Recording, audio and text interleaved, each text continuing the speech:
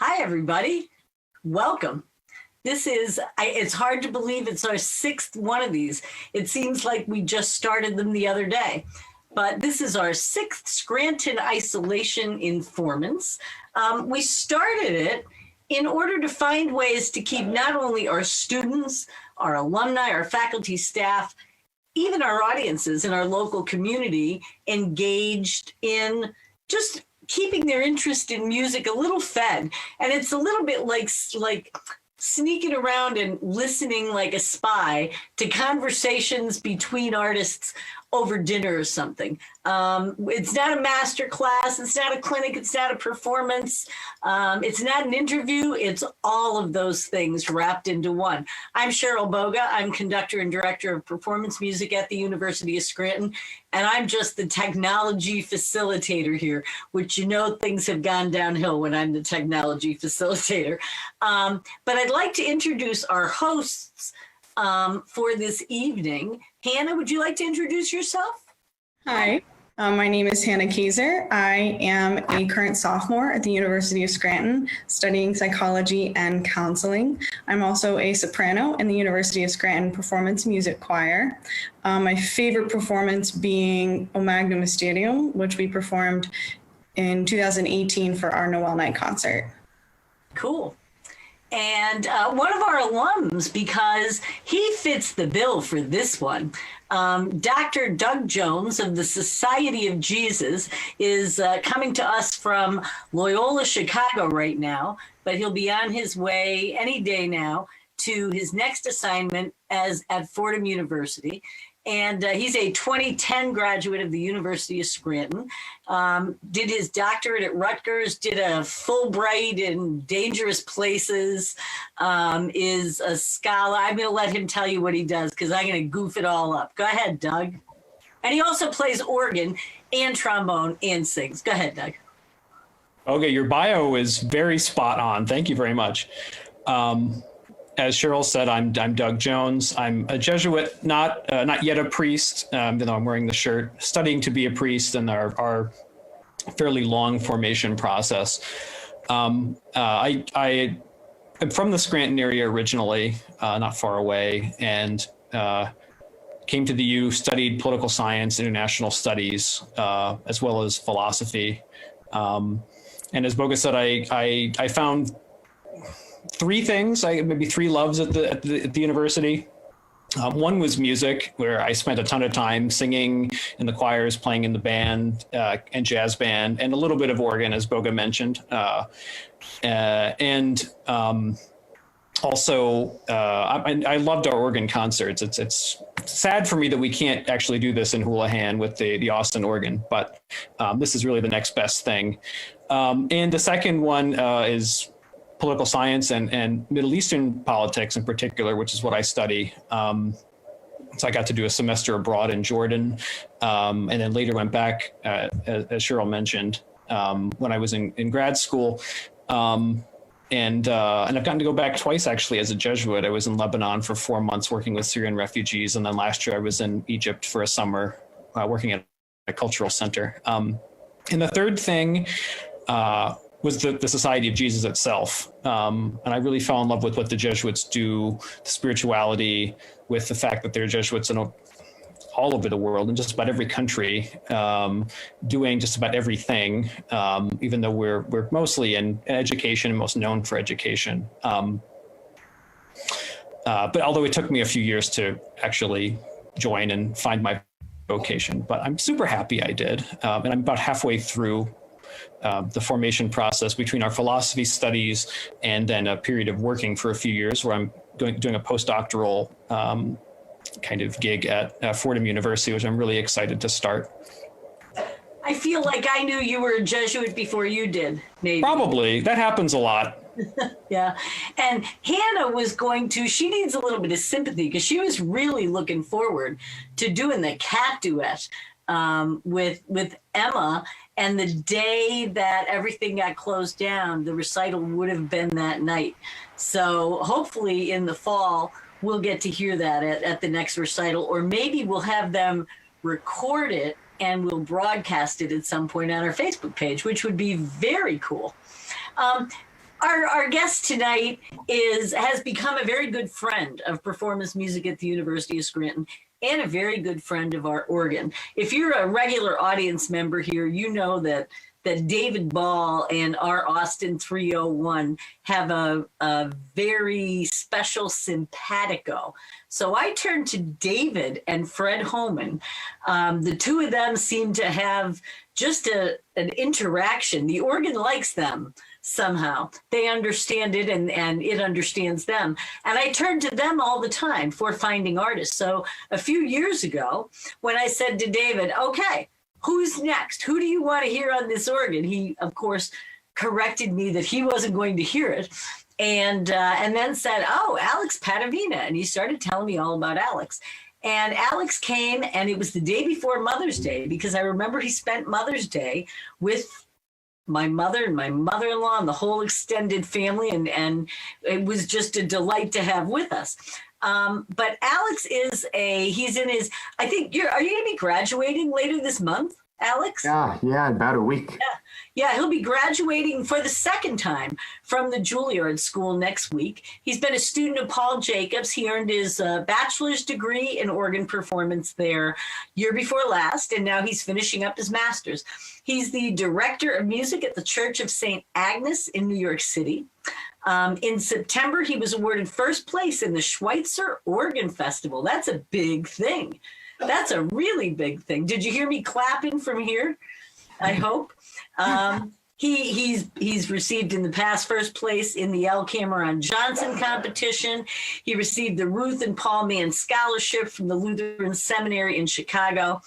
He formerly worked as the organ scholar of Christ Church in Bronxville, New York, under the conductor there, who is also a very renowned choral composer, Philip Stopford. And he also was an editor for the St. Paul's Hymnal, the 2015 version. And Alex is also a composer. His 2016 work, Christmas choral work with organ, All in a Stable, Cold and Bare, is published by Hal Leonard. He's a native of Massachusetts, and he has performed with the Juilliard Orchestra and all over the East and West Coast. Please join us in welcoming tonight Alex Pattavina. Yay. Hi, Alex. Did I miss anything in the intro? I think that just about covers it. Yeah. Okay. Thank you, Cheryl. Thank you, Doug. Thank you, Hannah. I appreciate it very much. Thank you for being here. So I was originally scheduled to perform, I think it was April 3rd in Scranton at the Hall, and I was so looking forward to that, being with the organ again, being with Cheryl in person again and seeing some of the students. For obvious reasons, that didn't happen. That didn't work out due to the pandemic. That would have been my second performance there, but here we are.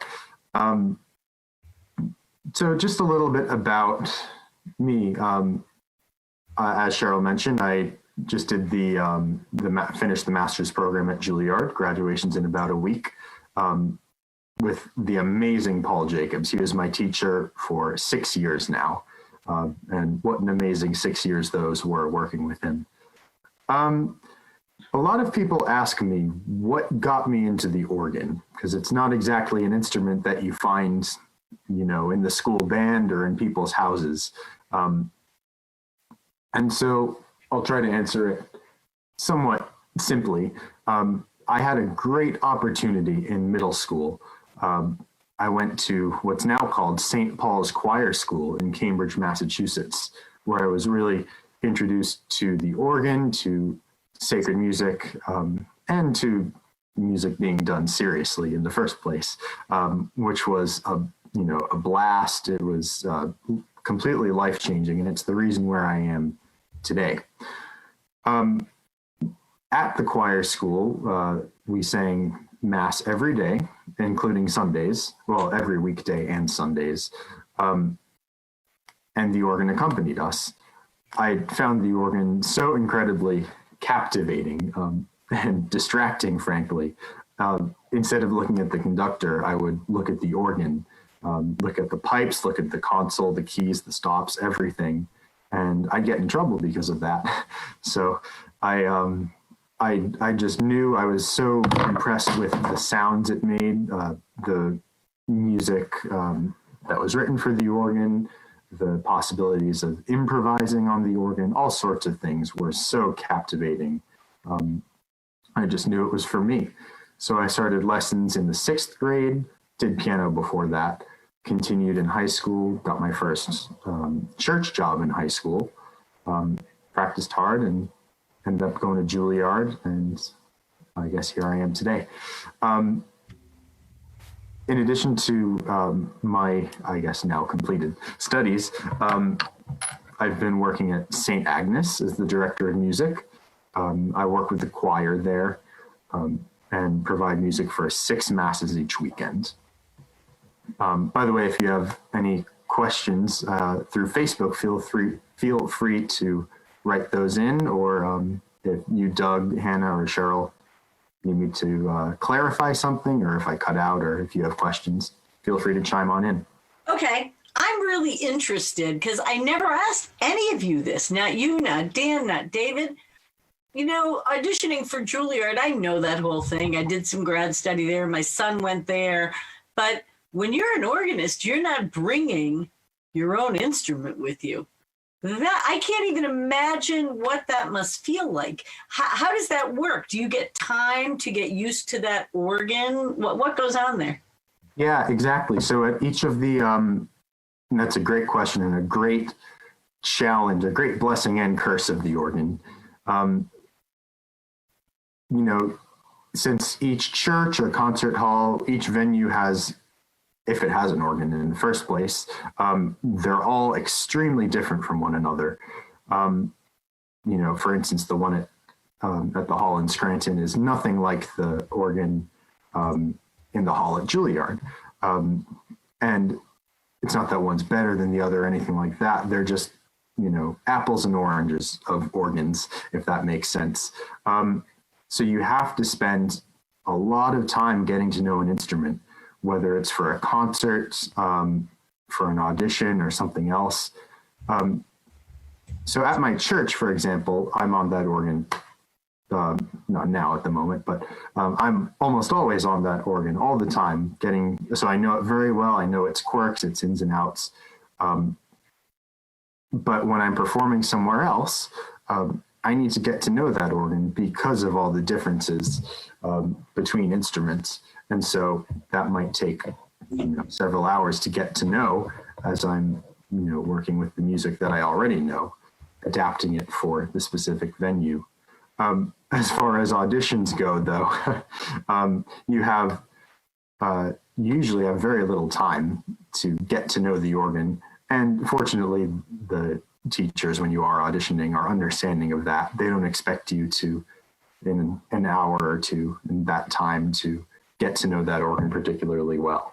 But anyway, it's a really exciting challenge that keeps, you know, every single performance super engaging and super interesting for me because of how different they are. Even if I played the same exact music on 2 programs in 2 places, could be a completely different experience.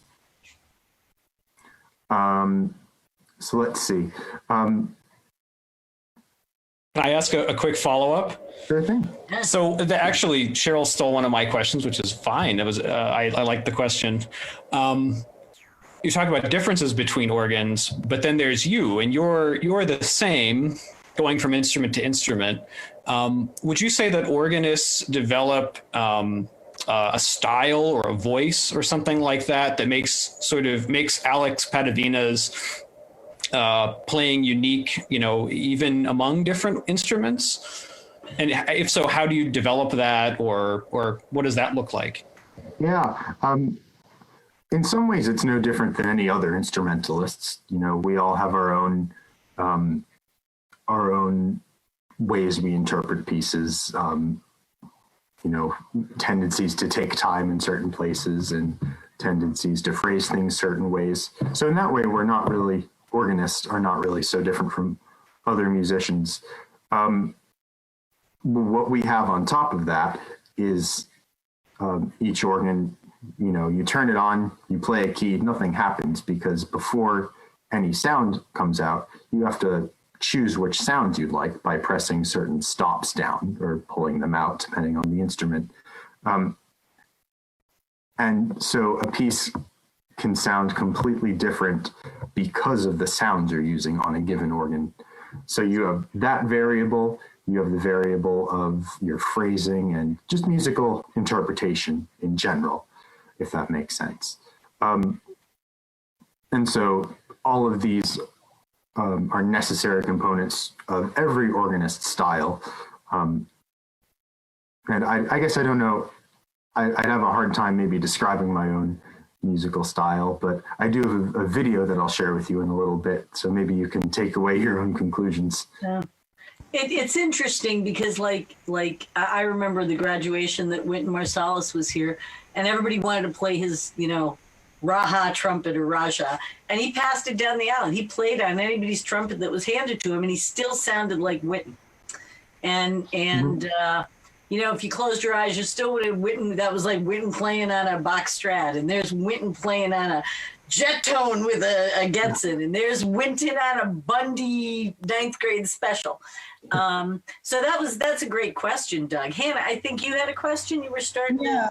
So for your audition to Juilliard, who came in to listen to that? Who was the deciding people? Was it people from the school or other professional organ players? Who did that? Yeah, exactly. So of course there's Mr. Jacobs. He's the only organist on faculty at Juilliard. So he teaches all 10-ish, depending on the year, students, 10-ish organists. So he hears the auditions. Usually there's at least one other Juilliard professor there. And often, most years, there's a Juilliard alum there, organ alum there. So usually 3 people hear the auditions. And I guess what happens behind the closed doors, I would never know, but I know those 3, Mr. Jacobs, a professor, and an alum, listen to it. Well, maybe you'll be the alum someday and you can come back and tell us what happens there. I'll be sure to do that. We're going to turn this back over to the presentation you have, because I'm really looking forward to hearing. I'm fascinated by the fact that you could be playing the same piece and it's different when its function is different. And so tell us about that. What a great topic for you to choose. Yeah, so I'd like to talk about my experience playing for concerts and my sort of regular weekly gig of playing in church. And, they're very different experiences, but in some ways there are some similarities. And it's interesting to consider those. So I'll start off by saying that many composers wrote both sacred and secular works, especially organ composers, Bach, Mendelssohn, Messiaen, Duruflé, Elgar, and so on. Some of those are very well-known classical composers. Others are, Duruflé, for example, is more known as an organ composer. But yeah, some of their works are sacred, some are secular. So there's a lot of overlap. Individual compositions can be written on sacred themes, whether they're hymn or chant melodies. Maybe they're inspired by religious texts or religious themes. On the other hand, secular music can be written about, sort of inspired by poetry or secular melodies, folk melodies, or based on nothing at all, sort of music with no strings attached. And so, of course, I can program almost anything for an organ concert in theory. I think it's often a bit more limited with what I pick for worship, but some of the things I have to consider for a liturgy, for a worship service, I have to consider the occasion. Is it a feast day of a particular thing? Easter Sunday, a Sunday in Advent, Ascension Thursday, which is coming up. What part of the service is the music happening in? Is it just an organ prelude or postlude before or after the service? Is it something in the middle of communion? or something else. How much time do I have to play it? Because if I only have 5 minutes allotted for a specific work, I can't play, for example, the Bach Passacaglia, which I'll play a video of a little later. Those are some things I have to consider for a service. For a concert, some things I have to consider are what is the audience like? What awareness can I sort of anticipate that they have of music, of organ music, of classical music, and so on? How much can I push them? How much do I need to teach them when I'm speaking to them? That kind of thing. What is the instrument like? In Scranton, of course, it's a lovely instrument. Very, very, very fortunate to have that. And again, I'm a bit bummed that it didn't work out that I could be with it again. I have to consider the program length, and then sort of any restrictions that I come up with by myself. What do I want the program to be about? Do I want it to be a sort of general survey of music? That kind of thing. I have to say that one of the things I have noticed about Paul Jacob's students is that you all do brilliant programming for concerts, and you also are really terrific at providing information to the audience without feeling like you're talking down or lecturing. There's a genuine excitement and a desire to communicate your love of the music and the instrument. And, you have always shown us that. Do you find it's easier for you to pick music for one or the other, concert or worship? Not really. I think they both sort of fall into place quite easily. There are just so many considerations that are different for each, like I've mentioned, but in a way that makes it sort of easy to narrow down ideas. So yeah, maybe that makes sense. Okay, we're going to let you get back to your thing again. We're already like, Hannah and I are looking at each other like, oh, let's follow up to that. But otherwise, you're never going to get done with your presentation. And we already have questions flooding in from Facebook. So we'll everybody hold still. Let's hear what he has prepared because it's always wonderful. Here we go. Thank you. Yeah, so as far as music choices go, there's plenty of overlap between picking music for a service versus picking music for a concert. I can easily play a secular piece as a prelude or postlude for church. Technically, those happen outside of the liturgy anyway. Within reason, of course, but many of the preludes and fugues for organ that Bach wrote, those aren't related to a specific liturgical theme. I often consider the character of the piece in choosing it for a service.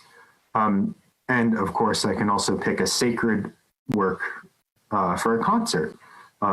Not to keep bringing Bach up as an example, although he's such a wonderful model. Bach wrote several chorale preludes based on chorale melodies or hymn melodies in so many varying styles. And those work wonderfully for concerts. They're wonderful pieces. One piece I'd like to share with you today is a work that is secular in nature, one I could perform anywhere, regardless of the instrument style, regardless of the occasion. It's the Passacaglia that I mentioned earlier by Johann Sebastian Bach. And it's Bach's extraordinary ability to communicate the power of the divine and his expressive musical language that allow me to perform it anywhere. It's just meaningful. It's so profound in so many contexts. A Passacaglia is a work based on what's called a ground bass, a theme played in the lower registers. In this particular piece, it's first heard played by my feet. And it's a theme that repeats constantly. So you hear that over and over again with constantly varying accompaniment. Bach's treatment of this theme is really magnificent. though we hear this theme over and over and over again, it's presented in so many different contexts. And in this particular performance, which is not this past January, but the January before, at St. Paul's Chapel in part of Trinity Wall Street in New York, I'm able to take advantage of the many colors of the organ. I'll play this video, I'll play a little more than the first half of it. So this piece starts with the Passacaglia section, which is about 25 variations on that theme. A fugue follows after, but I'll skip that for now, just for time's sake. You can find the whole recording on YouTube pretty easily, though. Alex, would you be kind enough maybe tomorrow or tonight to send me that link so I can add it to the comments? Sure thing. On where this Facebook video will reside, and then everybody can check in tomorrow and hear the whole thing.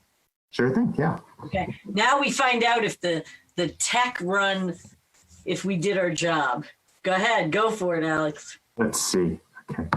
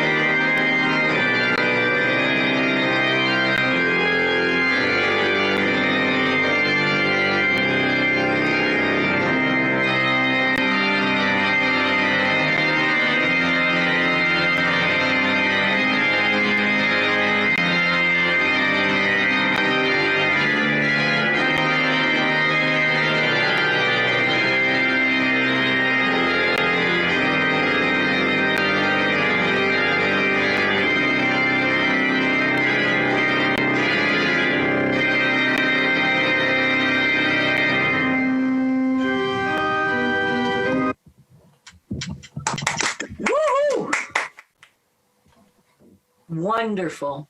Just wonderful. Thank you very much. Can you still hear me now? Yeah, we could.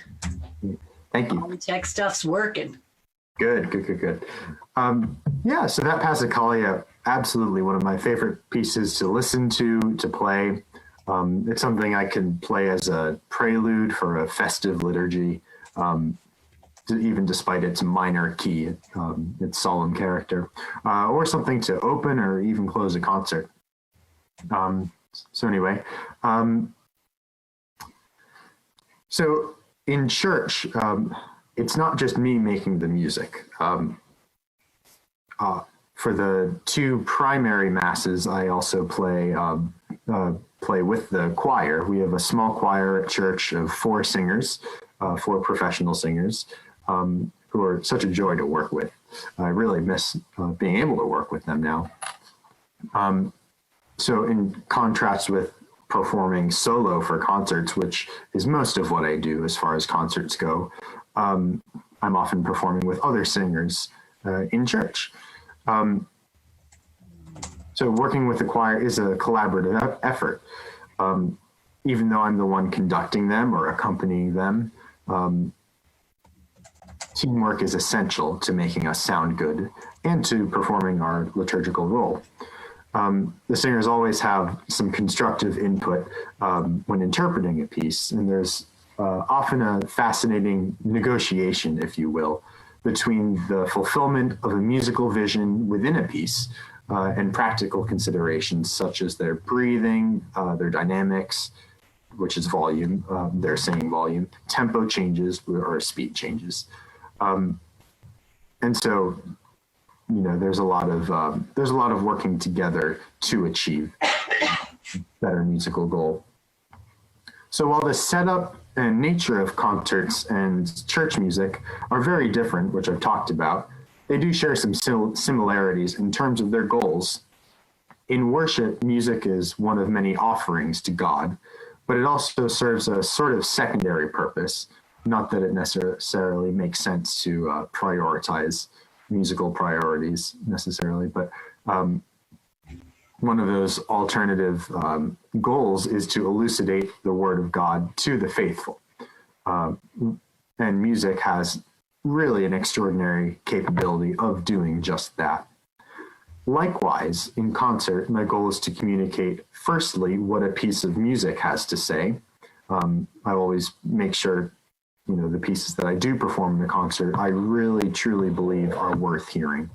And secondly, my goal is to share what I have to say about the piece, which, you know, usually I use all sorts of tools, such as what stops I pull out, my timing with a piece, my phrasing, etc. Some of those things I mentioned already. Cheryl, actually, I think this would be a perfect point for Hannah. Allison asked a question through the Facebook comments. This might be a good time to hit him with that, because he just talked about putting part of himself in with the function of the piece. So we're going to throw you a curveball. Yeah, so Allison from our Facebook would like to know, what besides classical or religious music do you like to play on the organ? Any pop, swing, or Great American Songbook types? Sure. This comes from one of our alums, that every time Fred comes, they always, the great Fred home, and they'll yell, you know, "In-A-God-In-Davida," and there goes Fred, you know?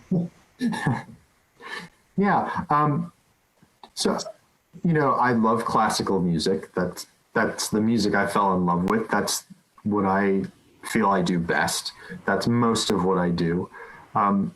Once in a while, I'll throw in something for fun. Like for May the 4th, I put together a little recording of the Star Wars theme on organ, and I enjoy that kind of thing a lot. And I guess this is still it's still in the classical style for sure, but I love to improvise on the organ. I don't do that so much in concerts. That's something that happens more in church. But it's probably, you could consider it somewhat of a deviation from, you know, mainstream classical music being improvised and on the spot. So I think that's a really great question. Thanks for asking it. I find that music most of the time does speak for itself, but that's not always the case, depending on the piece, depending on the composers. So in church and in performance, some sort of aid is often needed. In church, the choir often sings in different languages, in particular in Latin. And I'll always put together translations of the sung texts, which is necessary, of course, and often descriptions of the music that they're singing, or a little bit about the composer's lives. In a concert, I strongly feel, as Cheryl mentioned a little earlier, I strongly feel that speaking to the audience is vital to what I do, absolutely vital. We get a lot of great experience doing that at Juilliard in our weekly studio class. We always speak before each piece we play. It's excellent practice and has certainly prepared me for performing in the real world, so to speak. I find that people really appreciate some sort of explanation of the music or the composer, what to listen for, even if it's, as brief as I did for the Passacaglia a little earlier. But perhaps even more invaluably, it's a great vehicle to establish and maintain an emotional connection with the audience. And through that connection, it's possible to share some of the subtleties of a musical performance. And I don't know if that would be fully possible if I weren't connected in some way through the audience. So that's why it's so important to me to do that, to speak about pieces or explain them in some way with any aid I can. Speaking in a concert is something that's very common and very easy to do. Speaking is obviously not so easy to do in a church service, especially when you're up in a loft, but it wouldn't make any sense to speak in the middle of a service about the piece. So, like I said, we have to put together descriptions in the bulletin or that kind of thing to fulfill that. So anyway, in some of these ways, music in a liturgy versus a concert can be very similar. And there's certainly overlap in terms of repertoire I play between concerts and church services. But I think what's the common goals between those two, musically speaking, is communication. That's really key. That's what I do, or that's sort of the essence of what I do. It's a way of sharing. I think with that, if you want to move on to some questions or anything like that. We have a bunch of questions. The first, Hannah, do you want to ask Matt Didelo's question that I just put in the thing for you? And then Doug, I know you have some coming up and we have them flooding in. So I'll kind of channel them around. Go ahead, Hannah. Ask that last one. So Matt's question is, what makes the Houlihan McLean Austin Opus 301 symphonic organ unique and special? Oh, yeah. That's a good question. You could describe it so easily and kind of efficiently in terms that only organists would understand. But I imagine that wouldn't be so useful to those listening now. It has a real palette of sounds on this particular organ that are very diverse, but full of soul, so colorful. Some of the sounds have an incredible bite to them. Some of them have this incredible mellowness, this warmth to them. And I know, there are some other organs from the same period by that builder, Austin, out there, which share many of those characteristics. But I think what makes this organ unique are those sound characteristics I described, which it has those in spades. But also it's in a really, really great setup. It's in a concert hall. I guess it was once a church, actually. But yeah, being in a concert hall it opens up so many possibilities to the ways the organ can be used. So it's also very unique for that reason, where it is, in addition to the quality of the pipe work and the types of sounds it makes.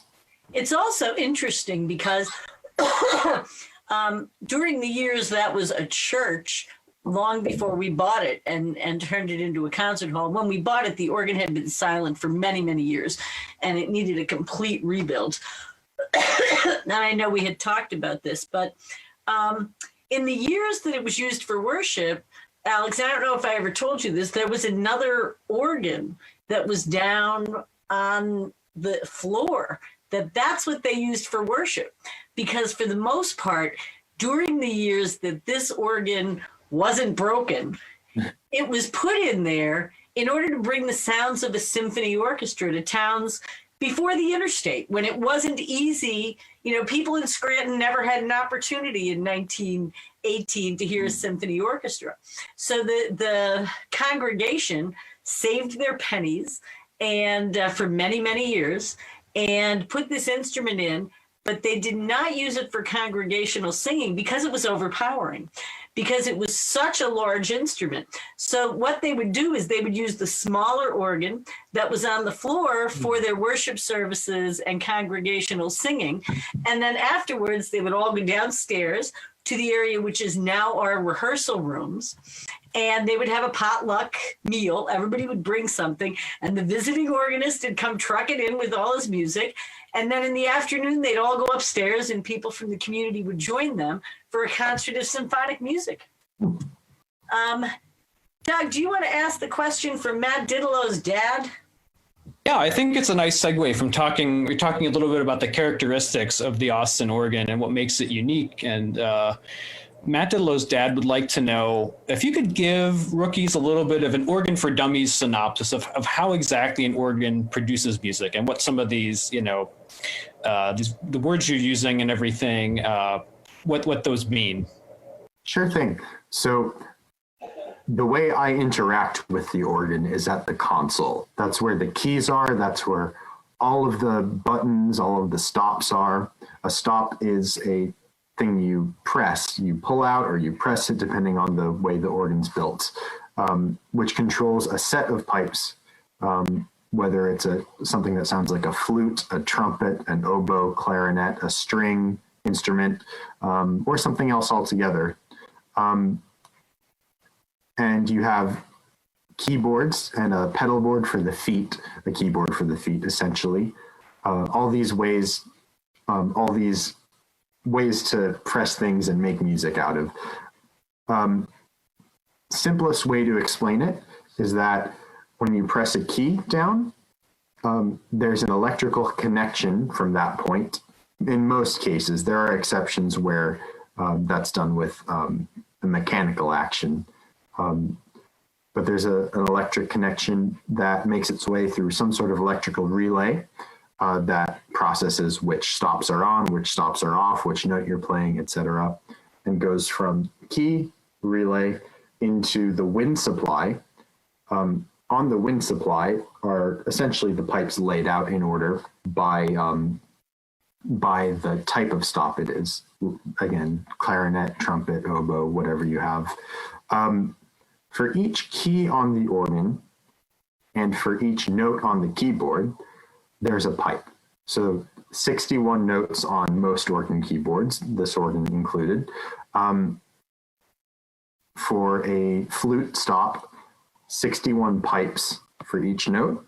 Same thing for a trumpet. So you can easily get into hundreds or thousands of pipes on an individual organ. And you can usually only see on an organ the display pipes, the facade pipes, which can be silver, or not made of silver, but metal colored, or golden colored, golden painted, or some kind of elaborate colored stencil. But in reality, much of the organ that you hear is actually behind what you can see. So anyway, I think that's sort of it in a nutshell.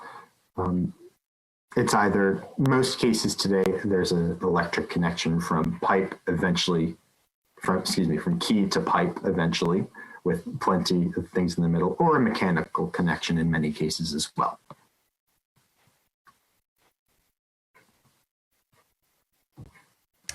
I have a question about organs itself. Do you have a particular favorite organ out of any of the ones? You don't have to say the one at Houlihan. Of any of the ones that you have performed all across the country? That's always a tough question. I imagine it's probably like picking a favorite child. I really, really, really love the instrument in New York City at the Cathedral of St. John the Divine. It's a large instrument in a magnificent space. And it's so well built. It's got all of that great palette of colors, but also it's immensely powerful and fills an enormous room with great ease. That's probably my favorite, but there are plenty of close runner-ups. Doug. What about a favorite organist or composer, or a favorite time period of organ music? I'm also wondering if you could talk to us a little bit about, what's contemporary organ music like? Where, if you could sum up what it's like today, and maybe like other than Alex Pattavina, what organist composers we ought to be looking out for. Sure thing. Let me try to answer some of those as best I can. My teacher, Paul Jacobs, is a wonderful model. He plays at the highest level and is so inspiring when the other organ students all get to hear him. We all traveled to Philadelphia, maybe it was in November or December, to hear him with the Philadelphia Orchestra. That was such a treat, and certainly got us motivated to push through and practice hard for the rest of that semester. It's very funny because at my son's graduation, Paul plays a concert that's a prelude while you're waiting for graduation to start. And people like groaned when it was time for graduation to start because they didn't want him to stop playing. Well, I know. He does play a few times during the graduation too. So, and I guess after as well. So there's a little bit more to look forward to. In terms of composers out there, there's no shortage of composers out there at the moment who are writing for the organ, whether they're exclusive to the organ or write for all sorts of styles. My good friend Dan Ficere, who you mentioned a little earlier, he's writing a lot of music, and it's very, very, very good. Then there's also Rachel Loran, a Canadian composer, some wonderful works. I'd have to give it some thought. Maybe I can let you know a little later as they come to me. Anything else that you asked about that I should mention? I think there's another question, either Hannah or Doug from the Facebook comments. Boy, we've got a lot of questions. Yeah. Jeff Utz would like to know that you clearly enjoy working with the choir and you love playing the organ in a concert setting, and you're composing. What would be your ideal mix? And Wayne Smith also asked where you see yourself in 10 years. So maybe those two questions might dovetail a little bit. Sure thing. Yeah. So the choir at my church, I think I mentioned already, has 4 singers in it, and they're wonderful. And the organ at my church too is really wonderful as well. I'm very fortunate to have that. And I just love the combination, a time-tested combination of voice and organ that works so well. In terms of mix of what I do, I always tell myself, it's sort of like exercising. I always tell myself that I'll write more music. It's something I'll get to. And with the quarantine we've all been going through, that's been a great time to write more music and work on that. Working with the choir and working in church has always been and will always be sort of home base, if that makes sense. It's a regular job, a weekly job, and it's something I love doing. so that, that's sort of the default thing I'm always doing. And I love performing as well. I try to take up every chance I get to do that. I don't know, it's hard to put into words, a mix, but I love doing as much of all of these things as I can, as much as time permits, if that makes sense. In 10 years, hard to say exactly as well. I want to keep doing all of these things. It's always hard to say, what church I'll be working at in 10 years. I'm having a great time where I am now. Yeah, I mean, do you think you still want to be doing a mix of everything, or zeroing in long term on another single thing? I see. I'm satisfied with all of these things, so I would hate to give any of them up, if that makes sense. I'd love to continue doing all of these things. Maybe ask me a little later and see if my answer changes, though. Here's my question. What is your favorite piece to perform for mixed choir with organ? And I'll offer mine up so that you can't grab it, okay? I love Doug already knows the answer. Ned Rorem, 3 motets on poems by Gerard Manley Hopkins. I think it is the most beautiful, melding of the instrument and the choir in a way that makes it inevitable somehow. What's yours? Well, I have to say I absolutely love Ned Rorem's language too. It's really, really, it's accessible for anyone, of course, but it's also really, really intriguing. I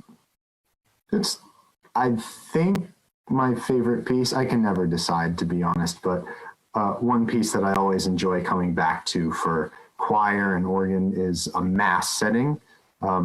It's one by the French composer Jean Langlais, his Messe Solennelle, or Solemn Mass.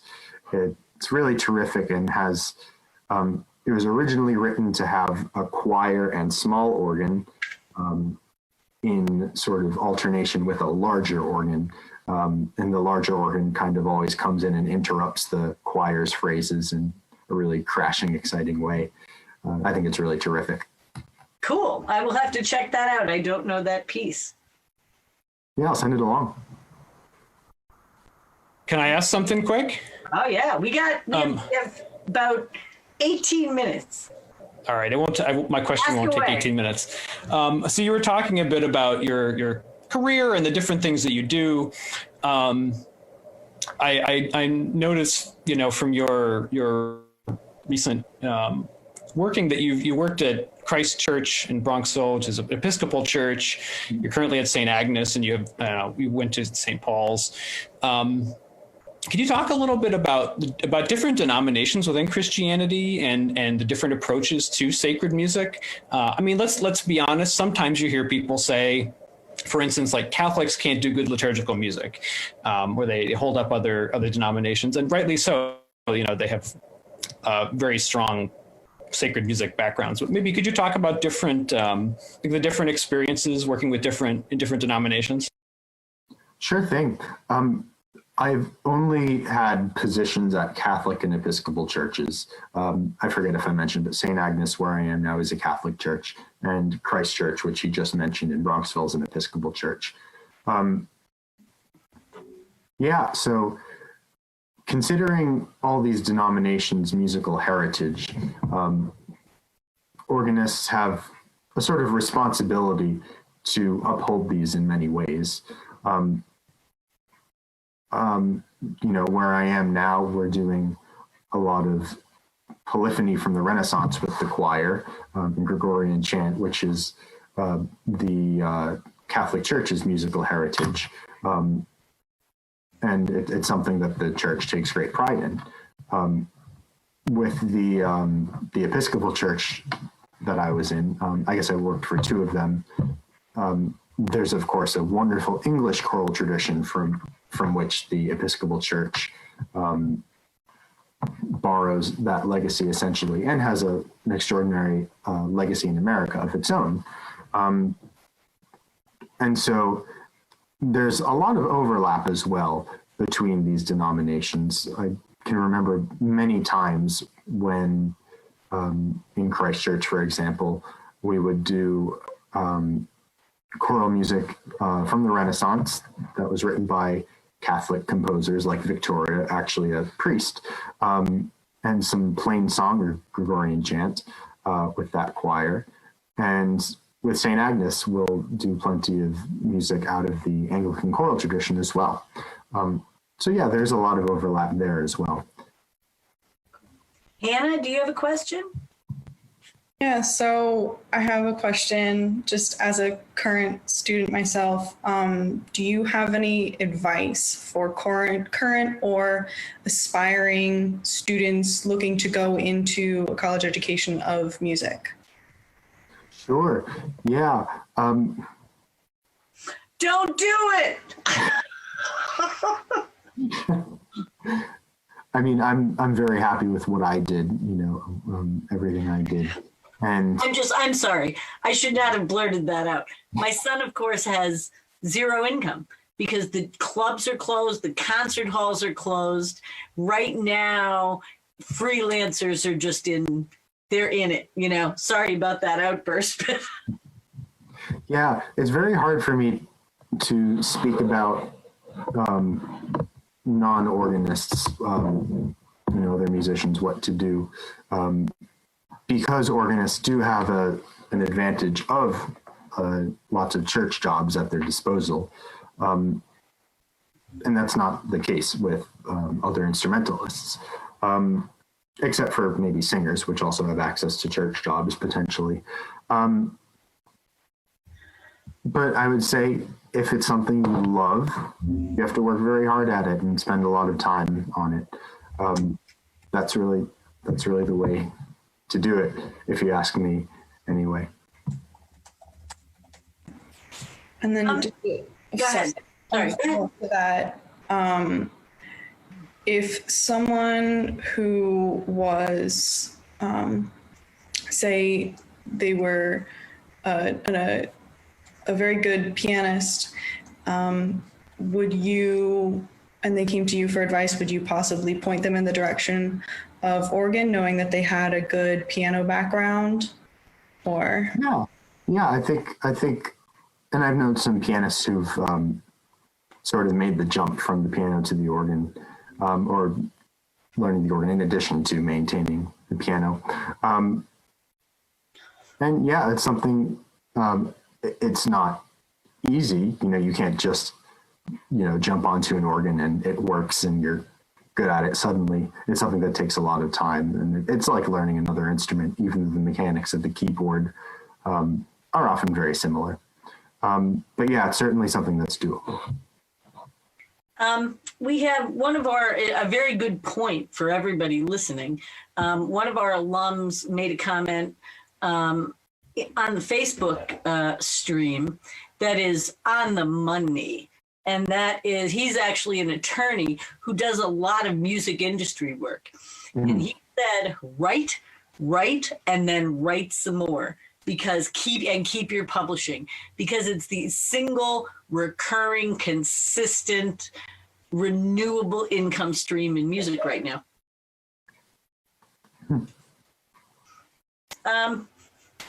I think we have a question there. One of you guys want to grab this? That came in from Facebook about balancing the organ's volume. Yeah, so the question is about how do you balance the organ's volume, this gigantic instrument, when you're accompanying a choir, since you can't really, you have a lot of different places that the sound is coming from the organ and then from the choir as well. Great question. And that's something that is a sort of puzzle, and it's something to get used to when you're first starting accompanying choirs in the organ. But once you get used to that sort of thing, it becomes a lot of fun. One thing I left out of my basic explanation of how the organ works is that behind the pipes you can see in most organs, there are pipes in different sections. Some sections are, essentially out in the open. Others are enclosed in boxes with means of expression. You get to control the volume to a certain degree. That's done with a certain pedal. And nearly every organ has that ability. And so that capability of adjusting the volume, which is essentially like putting your hand in front of your face to change the volume, that's something that's something organists use so frequently, not just in solo organ playing, but also in accompanying the choir. And so we use that to make the organ's volume flexible for when the choir is singing. And you also have to be very flexible with the choice of stops you use, because, you might know to pull a certain combination, knowing how it'll sound and knowing it might be right in theory and it might sound right.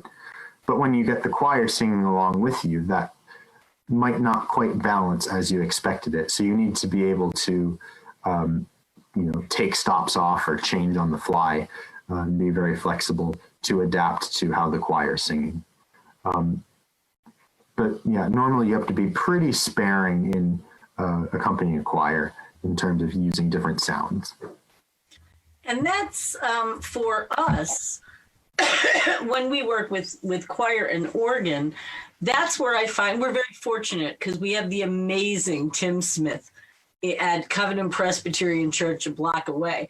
So he is with us often enough that he really knows our instrument. And that, I think, is somewhere where, a real history with the instrument does figure in to how fast you can make everything lock in. So, for example, if we're doing the Lamaragashu section of Chichester Psalms, well, you have one set of sound coming from way up there. You have another set of sound coming from here, another set of sound coming from here, and all the echo back. So if there isn't some sense of, we've done this before, we know what that echo is, we know how to watch her in the mirror, I feel like when I do it with someone who really knows the instrument, it is easier to lock in and we don't waste as much, not waste, but we don't require as much rehearsal time. Would you say that's true? Hey, David Ball is watching. Hi, David. David? Yeah, that's 100% true. If you know the organ like the back of your hands, you don't have to think of what do I have to do on this organ to get the result I need. You get if you know the organ, you just, get to use your ears and kind of respond instinctively. We have about 10 minutes left. I'll throw one out and then I'll leave it to them to ask a few final questions. And I had, Hannah was talking about transferring from piano to organ. Now, I am neither. I'm a woodwind player. I am neither a fine pianist nor a fine organist, but I can hack my way around on a piano. I spend more time and I do silly things on the organ. Of course, it has to be played a couple of times a week to blow the dust out. So, my secretary, Tom, and I take turns on lunch hours going up. And, for Stairway to Heaven, MacArthur Park, In the Mood. The part I think that is hardest, not counting the feet, which is obviously the butt kicker of that. But I think the hardest thing, and Doug, you can speak to this too, because you do piano and organ, and you started on piano, right? The hardest part is not having a sustain pedal.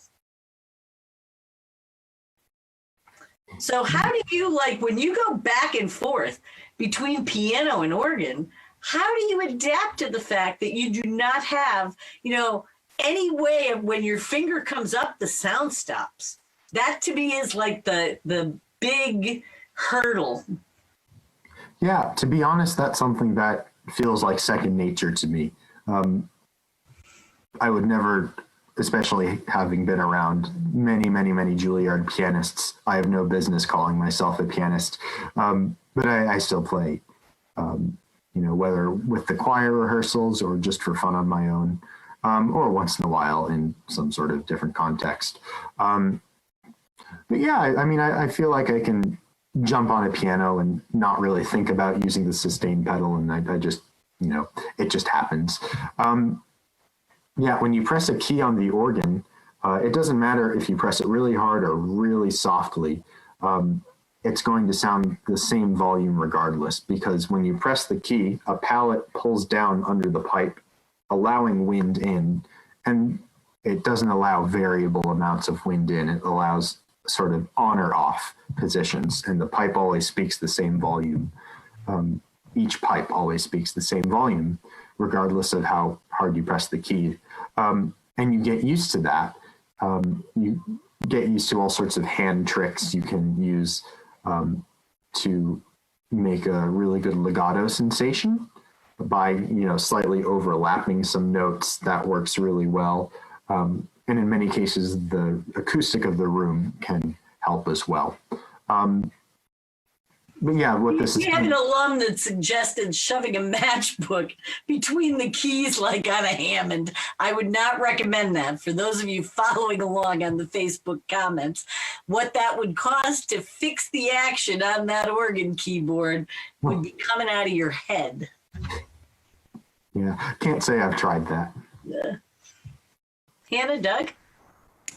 We have about 5 more minutes. Connected to that, just a sort of simple question: how much practicing does it take to, to maintain what we heard you play, the Passacaglia, and how are you doing that during the COVID lockdown? Yeah, good question. It does take a lot of practice. Not only does it take plenty of time to kind of cultivate and maintain your technique, it takes time to learn a piece, it takes time to maintain learning a piece, and all of that's true of any instrument that anyone would play. But on top of that, it also takes a lot of time to set up registrations, stop choices on an organ, and to remember those, whether you have that memorized, the music memorized, or written down. It still takes a lot of time to practice and get down.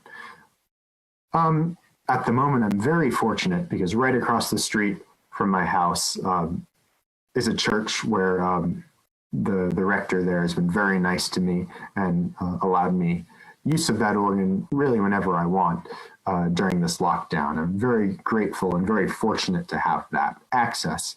It's actually, it takes 5 minutes from laying down in my bed to being on the bench in the church. It's really convenient.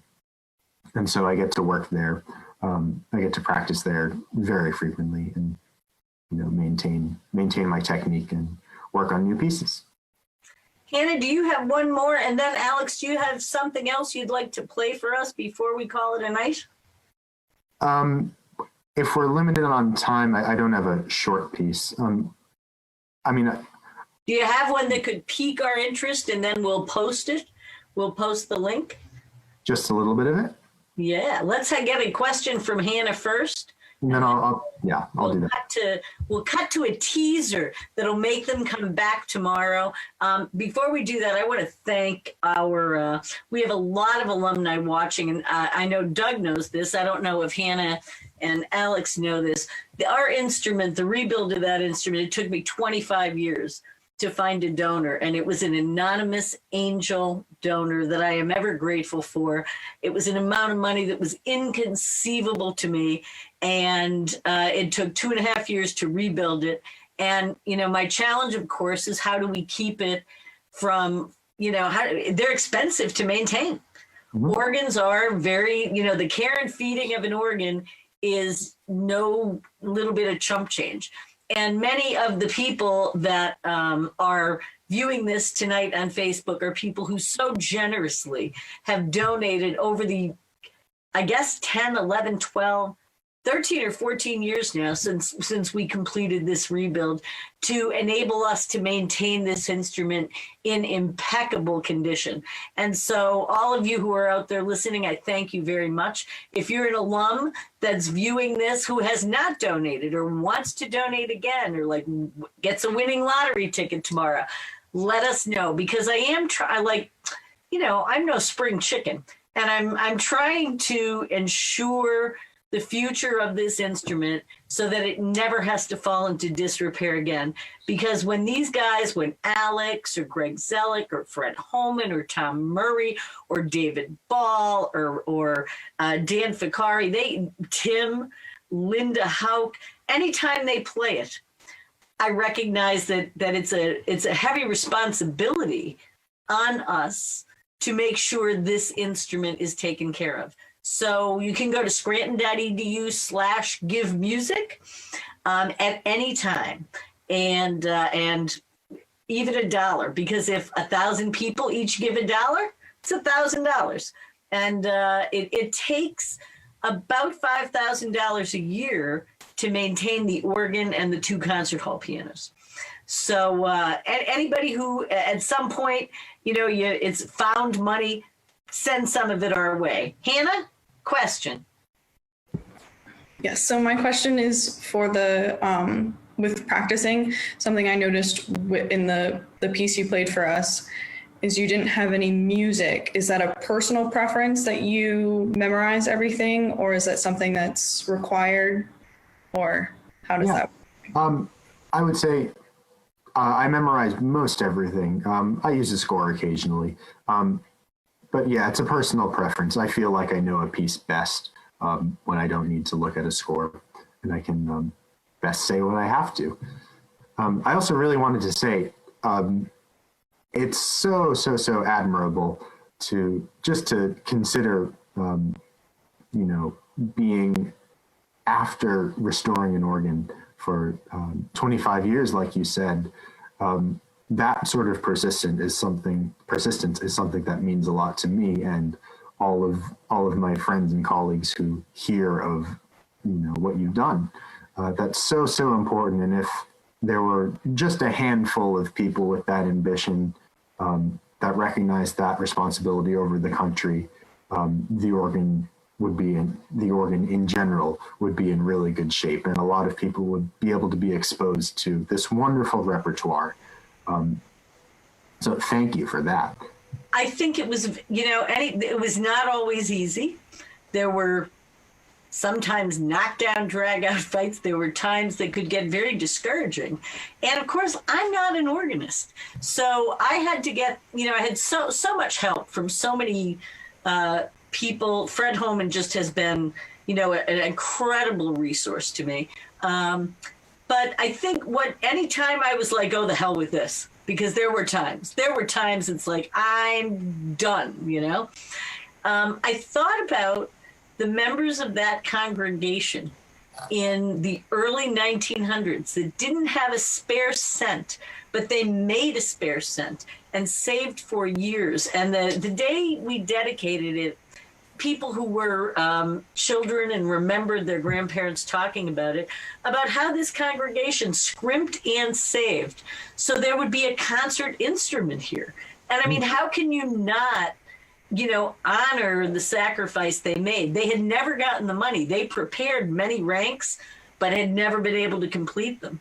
So we were actually, there was something very attractive and fulfilling, and a sense of historic responsibility to completing the job they started, not just restoring the organ, but expanding it to meet the original dreams of that, long gone congregation. So it was a nice thing. You want to play us something? We want to hear you again. Sure, maybe just a minute of the fugue where I left off in the other piece. Cool. Great. And then I'll fade it out. All right.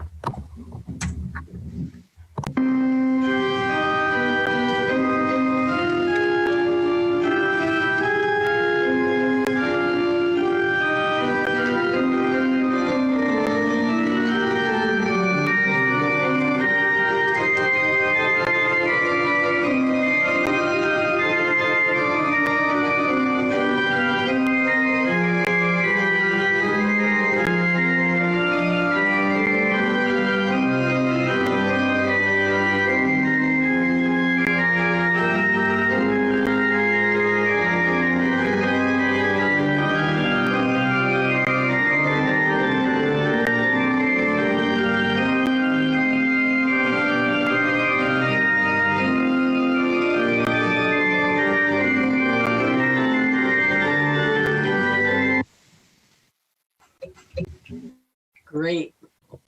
Thank you so much. Alex, it's always a pleasure. I can't wait until you can be here in person again. And Thank you very much. we can reschedule the concert that the pandemic stole from us all.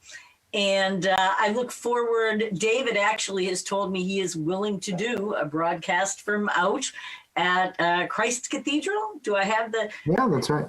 It was Crystal Cathedral and now it's Christ Cathedral, right? And they just finished, of course, rebuilding Hazel. Although I don't think it's finished yet, but Hazel is scheduled to be dedicated. But so we're hoping to have another one of these over the summer on organ. I hope that we'll be able to see you here in person in the fall. Hannah and Doug, thank you so much. People who are listening, Doug will be in New York starting sometime this summer. So if you need a Jesuit in New York, he'll be added to the troops up there. And we hope to hear Hannah have a chance to do the cat duet soon because they were ready to roll.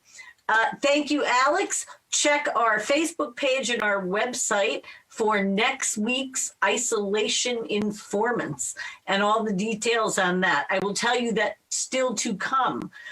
We've got Wycliffe Gordon. We've got the archivist from Louis Armstrong House, Louis Armstrong historian Ricky Riccardi. We've got the assistant principal trumpet from the Philadelphia Orchestra, Jeff Kernow, Lauren Schoenberg, Lauren Schoenberg, well, you can't find one thing to describe him, said today he'd do one. Kenny Rampton from the Jazz at Lincoln Center Orchestra. So we're not just going to stop these at what would have been the end of the school year. We're just going to keep going and trucking right through the summer on this. Thank you, Hannah, Doug. Thank you very much, Alex. And thanks to everybody who tuned in. We'll see you again soon. Now I have to figure out how to stop the stream without closing the meeting. Everybody say good night. I think I figured it out. Good night.